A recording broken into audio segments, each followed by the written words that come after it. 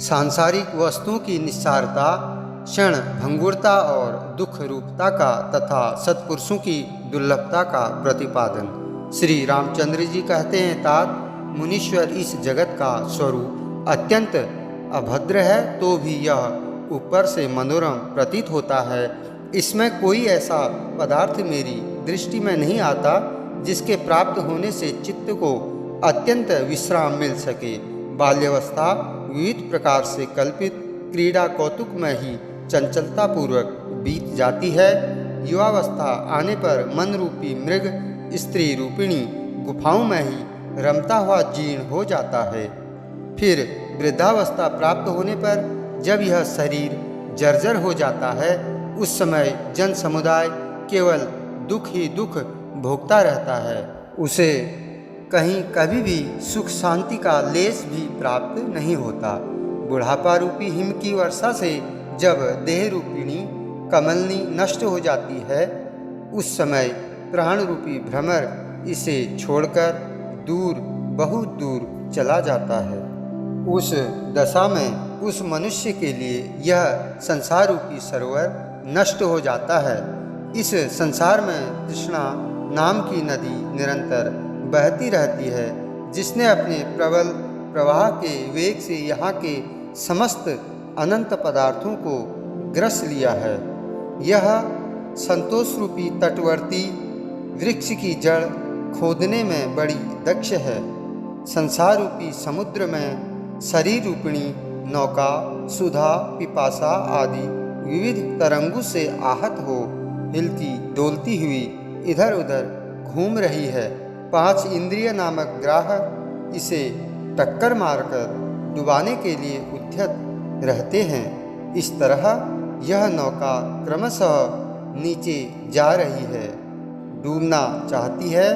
इसमें धैर्य और वैराग्य से सुशोभित होने वाले विवेकी जीव नहीं बैठे हैं। जहाँ तृष्णा रूपिणी लताओं का ही प्राधान्य है, ऐसे संसार रूपी वनों में विचरने वाले ये मन रूपी बंदर काम रूपी वृक्षों की सैकड़ों शाखाओं पर भटकते हुए अपनी आयु नष्ट करते हैं, परंतु कभी मनोवांछित फल नहीं पाते। महर्षि, आपत्तियों की प्राप्ति होने पर भी दुख और मोह जिनसे दूर ही रहते हैं, स्वास्थ्य और संपत्ति में भी जो अहंकार शून्य मन से सुशोभित होते हैं, तथा सुंदरी रमणियाँ जिनके अंतःकरण में चोट नहीं पहुँचाती, ऐसे महात्मा पुरुष इस समय अत्यंत दुर्लभ हैं। जो हाथियों की सेना रूपी तरंगों से उद्वेलित होने वाले समर सागर को अपने बल विक्रम के द्वारा पार कर जाते हैं, मेरी दृष्टि में वे सूरवीर नहीं हैं। मैं तो उन्हीं को सूरवीर मानता हूँ जो मन रूपी उत्ताल तरंगों से पूर्ण इस देह और इंद्रिय रूपी समुद्र को विवेक वैराग्य आदि के द्वारा लांघ जाते हैं। जो कीर्ति से जगत को, प्रताप से संपूर्ण दिशाओं के प्रदेशों को, संपत्ति से याचकों के घरों को और सात्विक बल, क्षमा, विनय, उदारता आदि से लक्ष्मी को परिपूर्ण करते हैं, तथा जिनके धैर्य का बंधन कभी टूटता नहीं, वे महापुरुष इस पृथ्वी पर सुलभ नहीं हैं, परम दुर्लभ हैं। कोई पर्वत की प्रस्तरमयी दीवार के भीतर गहन गुफा में निवास करता हो या वज्र निर्मित अभेद्य दुर्ग में रहता हो, सभी मनुष्यों के पास प्रारब्ध के अनुसार पुण्य के फलस्वरूप संपत्तियां, अणिमा आदि सिद्धियों को साथ लिए सदा वेग पूर्वक चली आती हैं, और पाप के फलस्वरूप आपत्तियां भी निरंतर अपने आप आ जाती हैं। तात पुत्र, स्त्री और धन, इन सबको मनुष्य भ्रमवश अपनी बुद्धि के द्वारा रसायन के समान सुखद मान लेता है, परंतु मृत्युकाल आने पर वे सब के सब कोई उपकार नहीं करते, अपितु अत्यंत रमणीय भोग भी उस समय विषपान करने से होने वाली मूर्छा के समान दुखदायी ही सिद्ध होते हैं। शरीर की बाल्य और युवावस्थाओं के अंत में बुढ़ापे की विषम अवस्था को पहुंचा हुआ जरा जीर्ण शरीर वाला जीव विषाद मग्न हो इस लोक में अपने संचित किए हुए पापपूर्ण भावों का स्मरण करके दुस्सह अंतर्ज्वाला से जलता रहता है।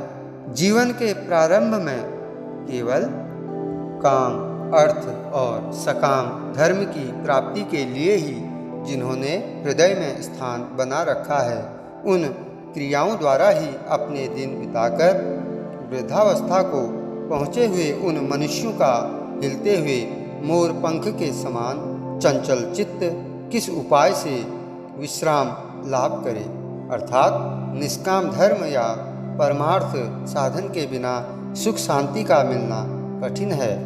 इनको अभी करना है और उन्हें बाद में। इस प्रकार जिनके लिए चिंता की जाती है वे आपात रमणीय एवं परिणाम में अनर्थ रूप सिद्ध होने वाले कार्य स्त्रियों तथा अन्य लोगों का मनोरंजन मात्र करते हुए वृद्धावस्था के अंत तक लोगों के चित्त को वेगपूर्वक जीर्ण शीर्ण करते रहते हैं। जैसे वृक्षों के पत्ते उत्पन्न होकर थोड़े ही दिनों में पीले पड़कर झड़ जाते या नष्ट हो जाते हैं, उसी प्रकार आत्मविवेक से रहित मनुष्य इस लोक में जन्म ले एक दूसरे से मिलकर कुछ ही दिनों में साथ छोड़कर चल देते हैं।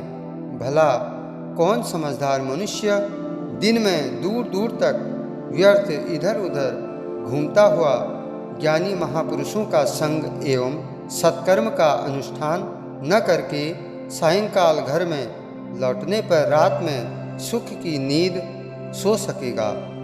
समस्त शत्रुओं को मार भगाने पर जब चारों ओर से धन संपत्ति प्राप्त होने लगती है, उस समय पुरुष जब तक इन विषय सुखों के सेवन में लगता है तब तक ही मृत्यु कहीं से सहसा आ धमकती है, जो किसी कारण से वृद्धि को प्राप्त होकर भी क्षण भर में ही नष्ट होते देखे गए हैं। उन अत्यंत तुच्छ विषय भोगों द्वारा इधर उधर भटकाई जाती हुई जनता इस भूतल पर अपने निकट आई हुई मृत्यु को नहीं जान पाती। यह कितने आश्चर्य की बात है। समुद्र की क्षण भंगुर लहरों के समान यह चपल जनता इस भूतल पर निरंतर कहीं से वेगपूर्वक आती और फिर सदा वेग से ही चली जाती है। जैसे चंचल भ्रमर रूपी नेत्रों और लाल पल्लव रूपी अधरों वाली तथा विष वृक्ष पर चढ़कर फैली हुई चंचल विषलताएं देखने में अति सुंदर होने के कारण पहले मन को हर लेती हैं, पीछे सेवन करने पर प्राणों का नाश कर देती हैं। उसी प्रकार लाल अधरों और भ्रमर तुल्य चंचल नेत्रों से सुशोभित होने वाली सुंदरी स्त्रियां मनोहारिणी होने के कारण पहले तो मनुष्यों के चित्त को चुराती हैं, फिर सर्वथा उनके प्राणों का अपहरण करने वाली बन जाती हैं। जैसे तीर्थ यात्रा अथवा देवोत्सव में बहुत से मनुष्यों का मेला जुट जाता है, उसी प्रकार इस लोक और परलोक से व्यर्थ ही आए हुए और अमुक स्थान पर हम लोगों की भेंट होगी। इस तरह आपस के संकेत युक्त अभिप्राय से एकत्र हुए लोगों का जो स्त्री पुत्र और मित्र आदि के रूप में यहाँ मिलन होता है, यह व्यवहार मायामय ही है। यह संसार वेगपूर्वक घूमने वाले कुलाल चक्र के समान है। यद्यपि यह वर्षा ऋतु के पानी के बुलबुलों के समान क्षणभंगुर है, जहाँ दैववश बारंबार जन्म लेकर अपने शरीर को धारण करके छाया पत्र और पुष्प आदि के द्वारा निरंतर प्राणियों का उपकार करने वाला वृक्ष भी कुल्हाड़ी से काट दिया जाता है। उस संसार में मनुष्य जैसा अपराधी और उपकार शून्य प्राणी सदा जीवित ही रहेगा, ऐसा विश्वास करने के लिए कौन सा कारण है? विष का वृक्ष और विषयासक्त मनुष्य दोनों ऊपर से बड़े मनोहर लगते हैं, किंतु उनके भीतर बड़ा भारी दोष भरा रहता है। संसार में ऐसी कौन सी दृष्टियां हैं जिनमें दोष नहीं है? वे कौन सी दिशाएं हैं जहां दुख और दाह नहीं है? वे कौन से जीव शरीर हैं जो क्षणभंगुर नहीं हैं? और कौन सी लौकिक क्रियाएं हैं जिनमें छल कपट नहीं है? बीते हुए और आने वाले अनंत कल्पों की संख्या का परिज्ञान नहीं होता। इसलिए जैसे क्षण अनंत हैं, उसी प्रकार कल्प भी अनंत हैं। भगवान विष्णु और रुद्र आदि की दृष्टि में कल्प भी क्षण ही है। अतः ब्रह्मलोक के निवासी भी कल्प नामधारी एक क्षण तक ही जीने वाले हैं। इसलिए कलाओं से सुशोभित होने वाले काल समूह में लघुत्व और दीर्घत्व, चिरजीवन और क्षण जीवन की बुद्धि भी दृष्टा की कल्पना के अधीन होने के कारण असत्य ही है।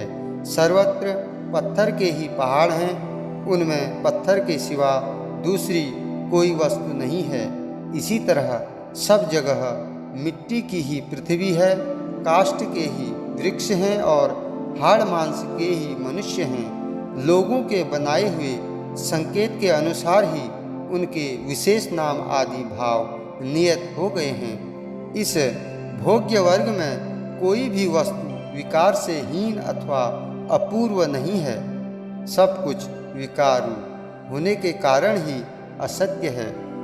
जल, अग्नि, वायु, आकाश और पृथ्वी, ये 5 महाभूत ही परस्पर मिलकर घट पट आदि नाना पदार्थों के रूप में अविवेकी पुरुषों को प्रतीत होते हैं। चेतन के सानिध्य से ही उन्हें पदार्थों की प्रतीति होती है। विवेक दृष्टि से पृथक पृथक विभाग पूर्वक आलोचना करने पर यह जगत 5 भूतों से अतिरिक्त दूसरी कोई वस्तु नहीं सिद्ध होता। जैसे पशु किसी हरी हरी लता के फल को पाने की इच्छा से ही आगे बढ़ने पर निसंदेह पर्वत शिखर से गिर जाता है, उसी प्रकार श्रेष्ठ पुरुषों के पद को हठात लेने की इच्छा रखने वाला पुरुष राग, लोभ आदि दोषों से दूषित हुए अपने चित्त के द्वारा ही मारा जाकर अवश्य पतन के गर्त में गिर जाता है।